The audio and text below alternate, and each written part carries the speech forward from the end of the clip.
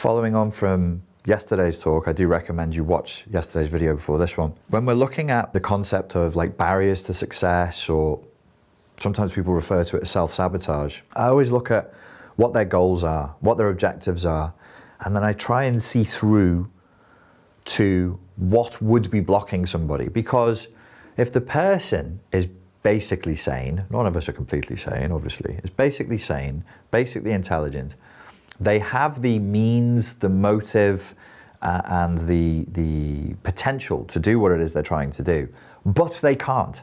They can't. It's like me saying, I want to walk over to that chair over there, but I can't. And I've tried again and again and again. And I've tried getting this training, this coaching, and I just can't do it. For me, I have to say, okay, there's something unconscious here. There's something that this individual can't see that blocks them. In my opinion, and it is just an opinion, I have no research that backs this, based on my experiences working with people, it very frequently is that the goals they've set are rigidly individualistic, but they as an entity are not rigidly individualistic. They are people of a tribe. They are people of a community. And that if they are permitted the chance to offer up to a higher ideal, to fulfill objectives within a structure that is of a higher order of service, they're much, much better. Because it's the egotism that actually blocks them. It's the rigid, toxic individuality that blocks them. They have an unconscious block that says, don't do that. It's either pointless, or it's not good for you, or it will be destructive to you. Whereas when they're contributing to a community or a team, it could be a family, it could be business associates, it could be sporting colleagues, military colleagues, it could be any community that you're involved in. There's things that you'll do for other people that you would never do for yourself. There are lengths you'll go to for people you care about that you just wouldn't go to for yourself. I learned this listening to a very famous combatives instructor called Tony Blauer. And he developed a whole concept, a whole training regime around this. It was called Be Your Own Bodyguard, BYOB. And he noticed when he was training people that in the defense of others, people are way more ferocious. It actually came from training, he's Canadian, and I think he was training some American women, soccer moms. You know, people who are living comfortable lives, they're not used to thinking about gouging people's eyes out and headbutting them.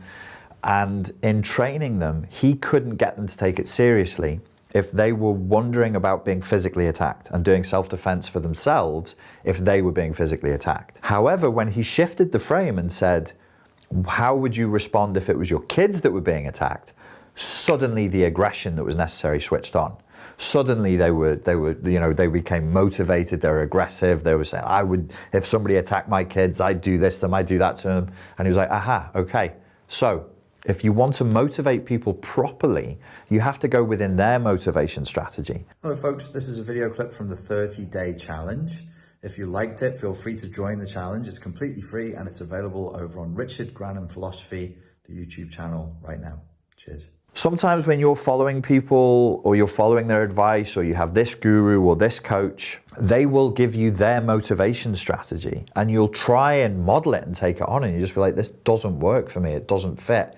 It's not organic enough. It's not loose enough. I mean, a lot of the people who follow me are creatives. There are different types of people in the world. That's not a controversial statement. There are people who are motivated by different strategies, by different modalities. When you follow somebody who is a guru, it's likely because they're a guru, whatever a person is who they are. However they show up, we should assume that that's who they are. This is a concept from Adler. You know, you are the person that you show up as. There's something, the most significant things I can learn about you as an individual. This is against the Freudian and the Jungian model. It's not hidden in the unconscious and you're shrouded in mystery and secrecy and I'm an investigator who goes in and finds it out. It's who you are. Are you acting as a leader in your life? Then you are a leader. Are you acting as a musician in your life? Then you are a musician. So if somebody is a guru, they're probably going to be quite individualistic. They are, and if they have a lot of material wealth, well, that's because they value material wealth.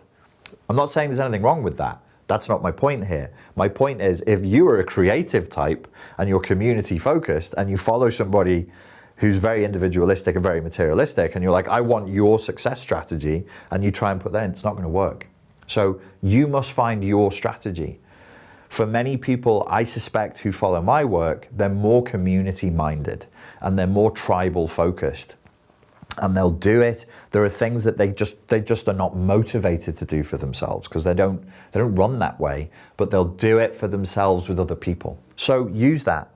If you found a success block in your life, consider the possibility that the goal you've set is not community focused enough, and see what happens. Run the simulation in your mind. You say, okay, if I achieve this goal, how can I make it impact the people around me? If it's business, how do I help other business people? If it's business, how do I add a charitable element to this where we do not-for-profit, projects or whatever, just helping humans and actually helping the people around you. Whatever it is, add that element in, run the simulation and see if it changes how you feel. See if it changes how you feel emotionally and somatically. We're not that complicated as beings. So if you alter it and you go, I'm going to do it for others, and you suddenly feel a rush of excitement, do you need a degree in psychology to know that that's probably an indication that that's the direction you should move in? If you think about doing something and it makes you feel bad, maybe consider that that's not the thing you should be doing. If you think about doing something and it makes you feel really, really good and really excited, consider the possibility, as crazy as it sounds, that maybe that's something you should be doing. Okay, ladies and gentlemen, thank you very much for your time and for your attention, and I look forward to speaking to you again tomorrow. Cheers.